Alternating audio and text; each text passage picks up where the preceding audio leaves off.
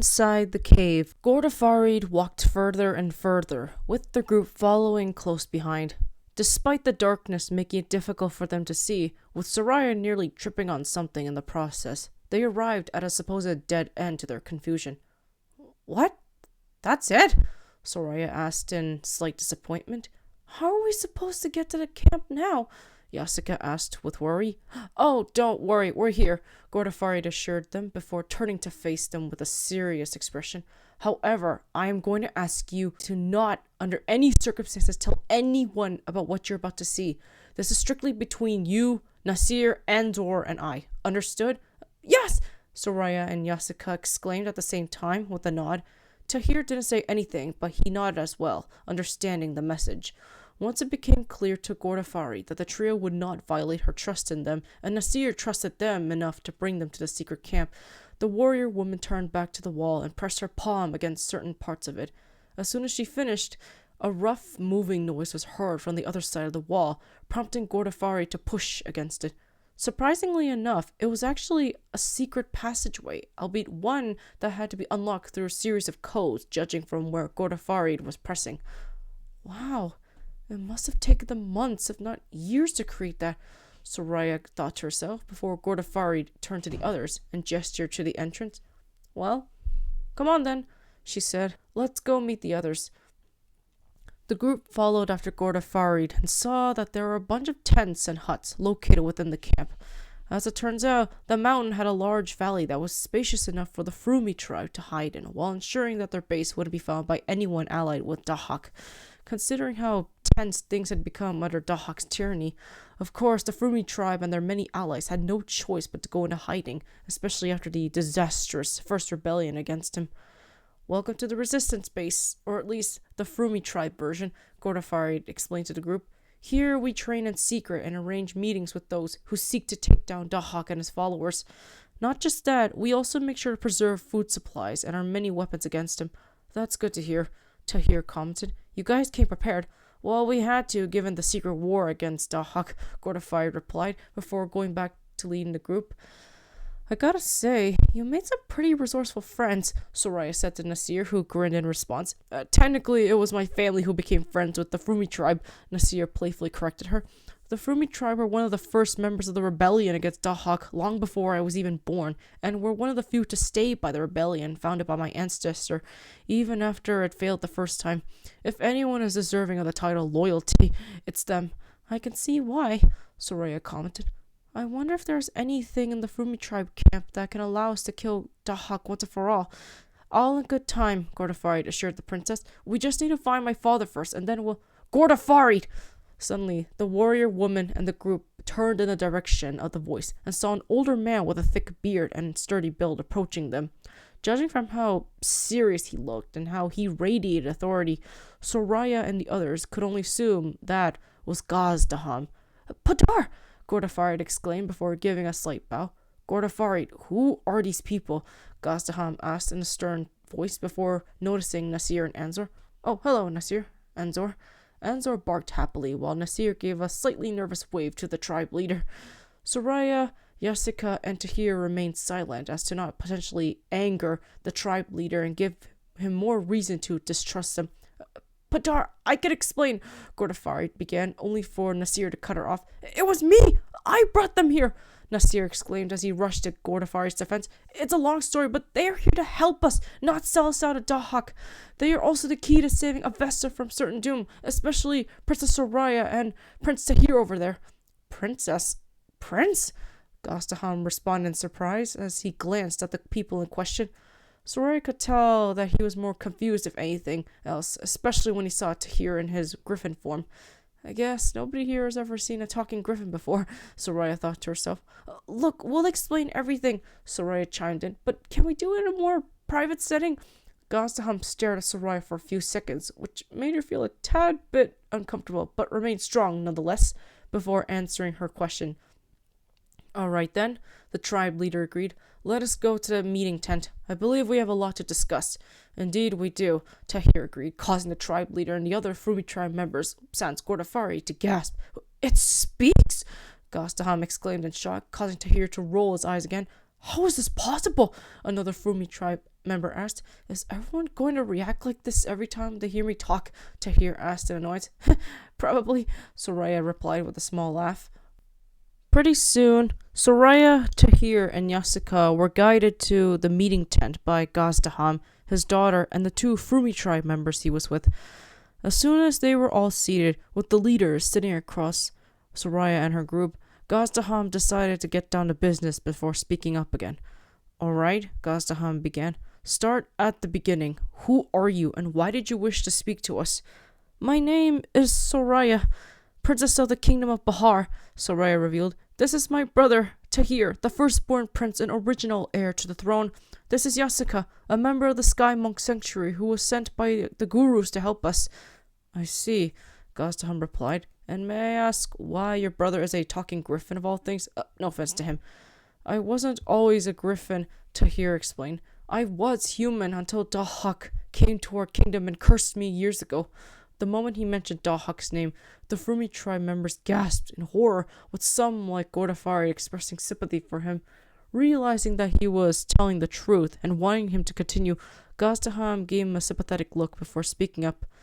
You have my deepest condolences, Gazdaham said. We heard about Bahar getting attacked by Dahak a few days ago.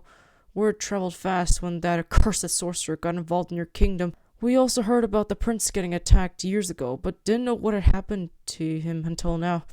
Yes, it was a very painful moment for all of us, Tahir confirmed in a somber tone. My parents disowned me because of the incident, hence why I left and hid myself away in the wild until I discovered the Sky Monk Sanctuary. Oh, Tahir, it wasn't your fault, Soraya assured her brother, placing a palm on his claw in sympathy. And you say that the prince and princess are the key to helping us take down Dahak? Gazdaham asked Yasuka. Yes, sir, she confirmed with a nod. The guru stated that they are the prophesied Sky Princess and Gryphon Prince who will help save us from certain destruction at the hands of Dahak. But in order to do that, they need to form an alliance with other groups. While there is no doubt that Nasir and your tribe can help us, we have yet to find others who will also assist in our goals to save Avesta, along with Soraya and Tahir's kingdom. Is that right? Gazdaham asked before coming to his own conclusion. Very well then, since I do not sense any lying within either of you, and Nasir trusts you, I believe it is best for us to form an alliance. Gordafari, gather the others immediately. We are to welcome our new allies and provide them with the necessities they need. Yes, Padar, Gordafari agreed before running off to call the other Frumi tribe members. As for the rest of you, Gazdaham said to the group with a more gentle expression, you can rest your feet and relax since you are in the company of friends. Would you also like some refreshments while you're at it? Yes, please, Yasuka cried out before shrinking away shyly. Yes, sir. This amused Tahir and Soraya as well as the others. Her shyness endeared her to them, so seeing her speaking up so boldly was just as amusing, if not adorable. Looks like she's becoming more open the more she's away from the sanctuary, Soraya thought to herself in amusement. Later around evening, the Frumi tribe would prepare a special feast for their newest visitors, with Gordafarid and Nasir helping out. The trio watched as the Frumi tribe prepared dinner by either cooking or putting together the necessary dining furniture and tableware for the occasion. They even got to watch as the tribe members cooked the meals while also setting up the fires needed for said cooking to commence. Though Soraya and Yasuka offered to help, with Tahir wanting to assist in setting the tables and chairs, the tribe members assured them that it wasn't necessary. Rest assured, Gordafarid insisted, you are our guests. It is proper courtesy for us to accommodate you all without any of you having to lift a finger or claw in your case. Besides, it would be rude of us to not provide you all with the necessary hospitality you deserve. I see, Soraya replied back. Thank you. No problem, Gordafarid said back with a smile. Besides, Nasir insisted that we give you all the royal treatment since you are technically of royal blood and the ones who will help turn the tide in our battle against Dahak. He did? Soraya asked, causing her to glance at the hunter, only for him to get embarrassed and turn away, flustered. Of course, Tahir gave a sharp look at Nasir's direction, but softened up once he remembered his sister and Yasuka's pleas for him to go easy on the hunter. After an hour of preparations, with Soraya getting bored from sitting around and doing nothing, the group found themselves seated at the table with Tahir having to sit beside his sister on the ground due to there not being seats for griffins. Despite this, Tahir was happy to be with his sister again and content to sit beside her on the ground if it made things easier for everyone. It also helped that Gordafari and her father apologized for not being able to find a way to accommodate him, which Tahir was kind enough to forgive them for. The aroma of the feast made Soraya and Tahir almost salivate in hunger, with even Yasika feeling her stomach growl in anticipation. Once the feast was finally prepared, Gazdaham cleared his throat so he could make a speech and pray for the food they were about to consume. Omarazda has truly blessed us today, he began. Not only have we gained new allies thanks to Nasir and his family, we have a better chance at defeating the dreaded creature known as Dahak. For centuries, we have suffered under his cruelty and lost many allies to him. But now that we have new champions to help light our darkest hour, we can regain the hope that was once lost thanks to Feridun's failure years ago. Let us give a toast to our Lord and praise his name for giving us another chance at taking down the monster once and for all. Hear, hear! One Frumi tribe member shouted while raising a glass in agreement. Murmurs and cheers of agreement were also heard as the tribe took in Gazdaham's words. And for you, the Sky Princess and Gryphon Prince, as well as the Sky Nun who has accompanied them, we welcome you into our humble abode and wish you the best in your travels, while providing you with all the assistance we can. The tribe leader continued in a much warmer tone than ever. May Omurazda continue to guide us in our time of need. Now, we shall eat. As soon as he said that, the Frumi tribe and their guests began eating, with some like Soraya and Tahir savoring the food given to them. They could see that the food was made with lots of love and effort, despite them having once been used to eating the more refined meals royals were expected to die on. Yasika in particular enjoyed the more vegetarian-style meals befitting of a nun like herself. The fasenjan stew, zereshk polo, korm sabzi, and sabzi polo were considered to be the best, as the flavors and ingredients put together made the experience even more delicious than ever. Overall, the meal not only filled the stomachs of everyone, but also gave everyone enough energy for the day, with Soraya feeling both stuffed and satisfied. Oh man, that was delicious! Soraya exclaimed as she patted her belly while sitting next to a fire beside Yasika. I swear, my belly has gotten a bit bigger thanks to the food.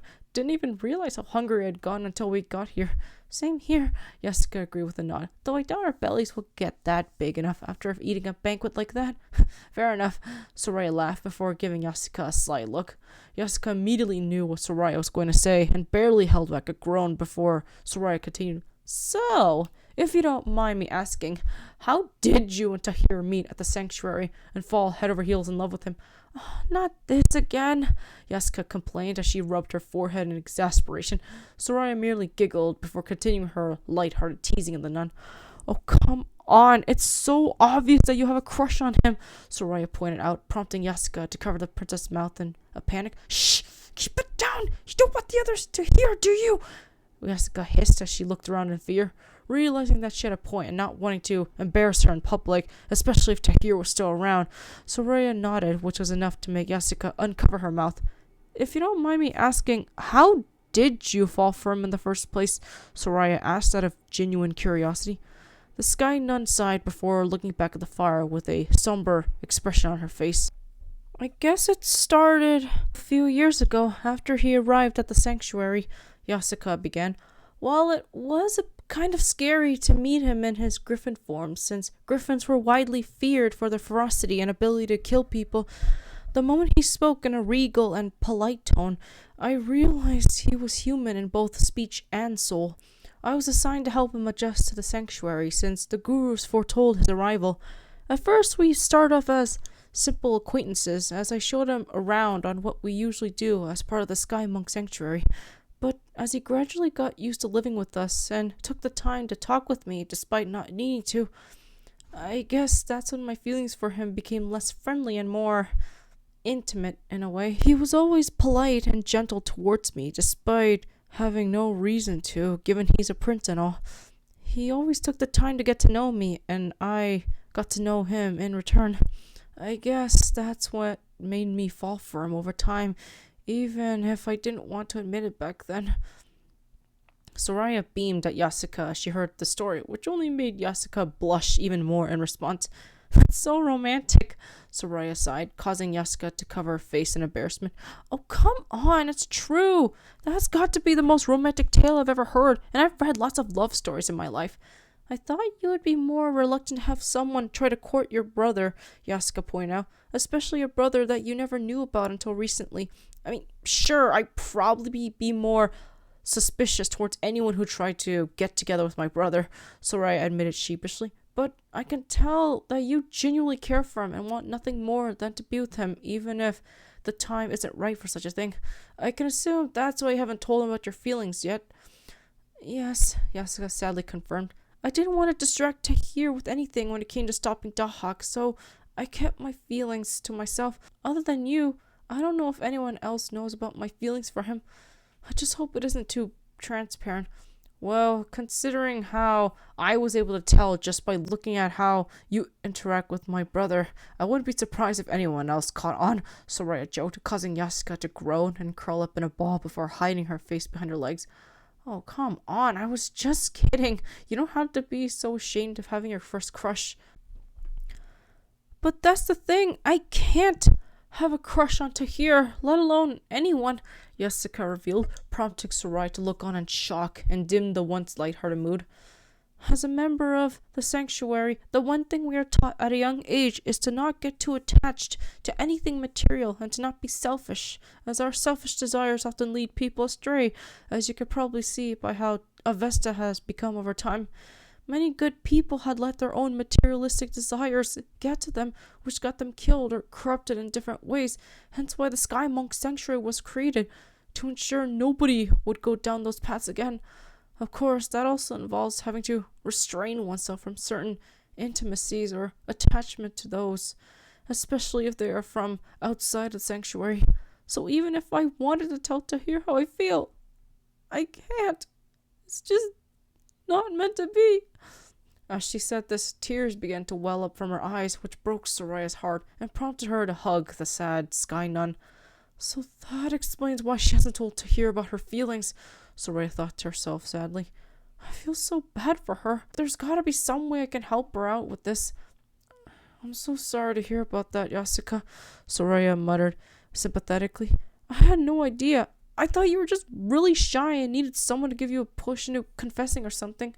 Well, my shyness was part of the issue, Yasuka admitted with a dry laugh.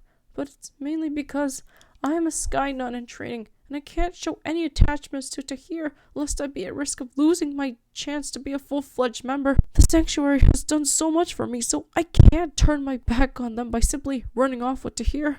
It wouldn't be right, and it would make me look like an ungrateful and irresponsible child to them. Oh, come on, even I can tell that's not the slightest bit true, Soraya assured her friend. I've seen how kind and caring you are and how loyal you are to the sanctuary. While it is unfair that you have to hold back from telling Tahir how you feel thanks to your duties, I'm sure we'll find a way to solve this dilemma. But what if there isn't a way? Yasuka asked cheerfully. Sooner or later, I'll have to choose between Tahir or my fellow monks. I can't just pick one over the other without considering the consequences. Maybe so, but denying yourself of the one thing that makes you happy and repressing it isn't really healthy either, Soraya pointed out. Say, how about after we defeat Dahak, you tell Tahir how you feel? What? Soraya, I just told you that. Yes, I know what you told me, but think about it for a sec. If you tell Tahir about your feelings, then you'll be able to get some closure, even if you can never be with him. It's better to have a chance to tell him how you feel before it's too late. You may never get another chance after that. Would that be wise? What if it ruins my relationship with Tahir, should he not return my feelings? What if it gets me in trouble with the Sky Monk Sanctuary? She asked with worry in her tone. Don't worry, Yasuka. I'm sure the gurus will understand how you feel and won't hold it against you, Soraya assured her. You just need to explain that. Suddenly, they heard the sound of a horn blowing in the distance. The sound was enough to alert everyone and stop them from whatever they were doing. The fact that the horn sounded off in a rather abrupt yet severe tone did not sit well with the two ladies. They also saw the tribe members begin to panic before grabbing whatever they had and putting them away. Not just that, some of the tribe members quickly hid in the foliage or underground or even the caves, Gordafari and Tahir rushed towards the girls and grabbed them, with Tahir using his beak to get Soraya onto his back. "What are you doing? Come on, we gotta go!" Gordafari shouted as she grabbed Jessica's unbroken arm and dragged her away. "What's going on?" Soraya shouted in alarm. "The thieves! They're coming this way!" Tahir revealed in a panic. "We gotta hide! Now! They can't know we're here! Everyone! Get to your hiding positions now!" Gastaham shouted to the others. "We have no time to waste!" It was at this moment that Soraya realized that she would see what a Div looked like, as it occurred to her now that she had never seen one in person before. But now she wondered if it was a good thing for her to see one so early in her adventure, and whether being chosen to take down Dahak would spare her from a potentially gruesome fate.